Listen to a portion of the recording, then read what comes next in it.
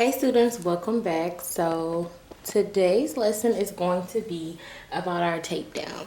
So the number one tape that I always use is the Nexcare tape. This is the sensitive formula. So I like this tape because it's tacky enough to stick to the client's skin and bottom natural lashes, but it's not so harsh that when I go to remove the tape that it harms my client. So this is the tape that you want to get.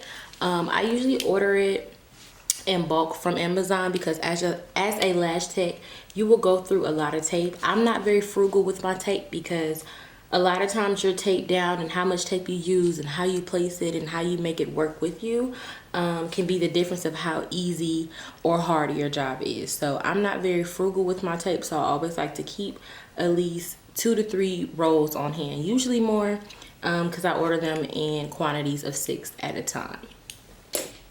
So before my client comes in, what I like to do is already have tape pre-cut, just like a piece that is like this, okay? So this piece is about maybe 1.25 inches, maybe about 1 inch. And I like to cut it this way because this is the perfect size for it to go right on either side of their eye. And so what I'll do is I'll cut a piece of tape about this large, and then I'll hold the tape in between my 2 fingers, and then I will cut it in half because you don't need the width of this tape. So now I've just made 1 piece of tape into 2. And I have a light up here on my Glamcor light right before my client. I'll just have a few pieces of tape already ready to be applied. And I'll kind of show you guys what I mean. So that's what I mean by I'll have a few pieces of tape already ready. It just makes my tape down go so much quicker rather than having to have the client open and close their eyes as I'm reaching behind me to grab tape, to grab scissors, to cut and place. Now I can just pretty much place my tape because I already have it pre-cut. All right, so aside from tape, I also like to use iPads. I like to use iPads because they make my client comfortable. Your client comfort is a priority as well. And it just really helps to make sure that their eyes don't water. And remember, the more comfortable your client is, the more likely that they are to be patient with you in your work. And that's especially important for the beginners out there who your sets might take anywhere from 3 to 5 hours. You want to make sure your client is comfortable, all right, because they're going to be that just much more patient. So definitely make the extra investment and invest in iPads. I know a lot of lash techs who opt not to just because it's another way to cut costs. But remember that your clients are more likely to pay for quality, okay? All right, so while I'm here, I just want to also just let you guys know. So I'm waiting on my client, and as you guys can see, I'm already prepped. So I used a pillow for their head, and I'm going to do a detailed video on the pillows and why I have which pillows later. But I have this pillow here for their head, and I already have it lined with either a dental napkin or a paper towel. That's important because I have hundreds of clients, okay?